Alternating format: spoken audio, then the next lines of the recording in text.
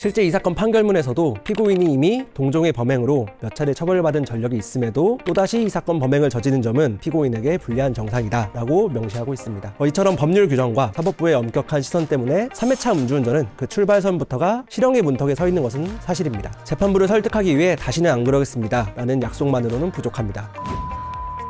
를 증명했습니다.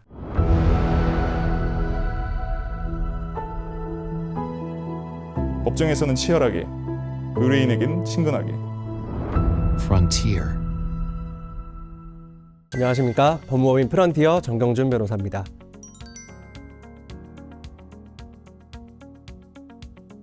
변호사님, 음주운전 3번째입니다. 이번에 무조건 실형이죠. 제가 상담 과정에서 가장 많이 듣는 질문 중에 하나인데요. 많은 분들이 음주운전 3회차는 곧 실형이라고 생각하십니다. 실제로 법원의 처벌 수위가 매우 높기 때문에 틀린 생각도 아닙니다. 하지만 오늘 저는 아니요 라고 답할 수 있는 사건을 하나 소개해드리고자 합니다. 음주운전 3회차였는데도 불구하고 음주운전 3회차 혈중 알코올 농도 0.049%로 적발되어 절망적인 상황에 놓였던 의뢰인이 집행유예를 선고받은 실제 판결 이야기입니다. 오늘은 재판부가 어떤 과정을 거쳐 실형과 집행유예를 결정하는지, 그리고 저희 법무법인 프런티어가 어떻게 치밀한 변론으로 재판부를 설득하고 마지막 기회를 얻어낼 수 있었는지, 그 모든 과정을 단계별로 상세히 설명해 드리겠습니다.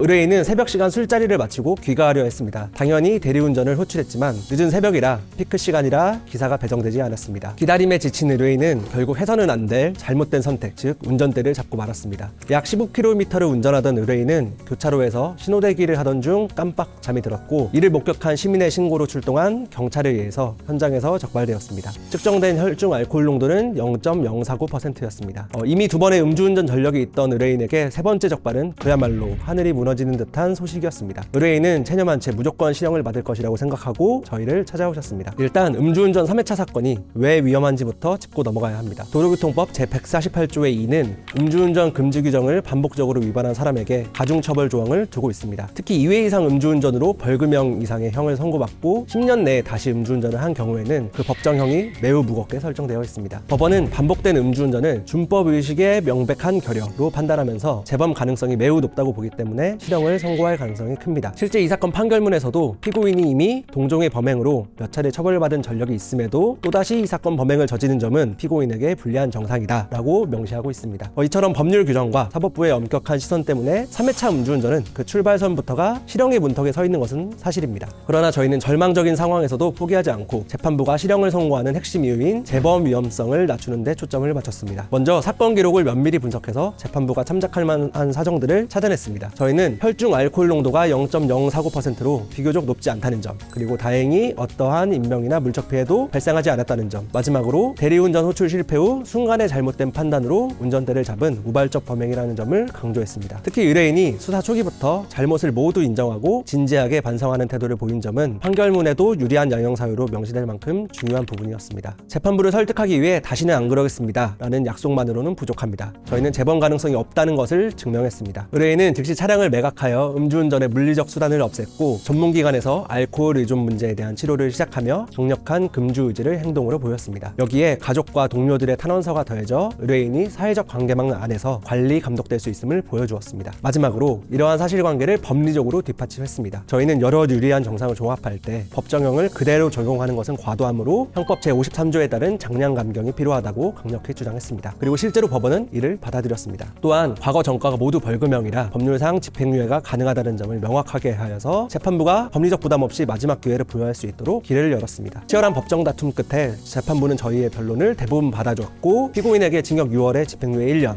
그리고 40시간의 준법 운전 강의 수강을 명하는 판결을 선고했습니다. 재판부는 판결 이후에서 동종범죄 전력이 있음은 분명 불리한 정상이지만 피고인이 잘못을 인정하고 반성하는 태도를 보이는 점, 변론 과정에서 나타난 여러 양형 조건들을 종합적으로 고려하여 형의 집행을 유예한다고 밝혔습니다. 이는 저희가 단계별로 주장했던 변론 전략들이 재판부 판단에 결정적인 영향을 미쳤음을 보여주는 결과입니다. 이 사건을 통해서 음주운전, 특히 재범 사건에 연루되었을 때 왜 변호사의 조력이 절실한지 지금부터 3가지로 정리해드리겠습니다. 첫 번째, 경찰 조사 단계에서의 진술은 재판의 주춧돌이 됩니다. 경찰 조사에서 무심코한 진술은 나중에 재판에서 번복하기가 매우 어렵습니다. 음주량, 운전 경위, 동승자 의무 등 사실관계를 최초에 어떻게 진술하느냐에 따라서 사건의 유불리가 크게 달라질 수 있습니다. 변호사는 조사에 동석하여서 의뢰인에게 불리한 진술을 하지 않도록 조력하고 사실 사실관계를 정확하게 정리해서 이후 재판의 기초를 마련합니다. 둘째, 양형 자료는 미리 그리고 체계적으로 준비해야 합니다. 재판부에 선처를 구하기 위해서는 반성문 등 외에도 차량 매각 계약서, 알코올 치료 확인서, 부채 증명원 등 객관적이고 설득력 있는 자료가 필요합니다. 변호사는 어떤 자료가 양형에 유리하게 또는 불리하게 작용하는지를 정확하게 알고 이를 재판부에 가장 효과적으로 전달할 수 있습니다. 셋째,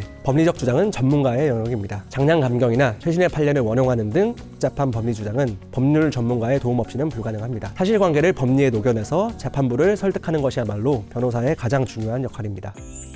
오늘 소개해드린 사건은 음주운전 3회차라는 절망적인 상황에서도 포기하지 않고 체계적으로 대응한다면 실형을 피하고 다시 한번 사회로 복귀할 기회를 얻을 수 있다는 것을 보여주는 소중한 사례입니다. 물론 집행유예는 괜찮다는 의미가 결코 아닙니다. 법원이 주는 마지막 경고입니다. 만약 집행유예 기간 중에 다시 한번 범죄를 저지른다면 이번에 유예된 징역형까지 더해서 가중처벌을 받게 됩니다. 혹시 한순간의 잘못된 선택으로 비슷한 위기에 처해 계신다면 섣불리 포기하지 마십시오. 포기하는 순간 그것은 현실이 됩니다. 법률 전문가와 상담하여 현실적 해결책을 찾고 최선의 대응을 해나가시길 바랍니다. 지금까지 프런티어 정경준 변호사였습니다. 감사합니다.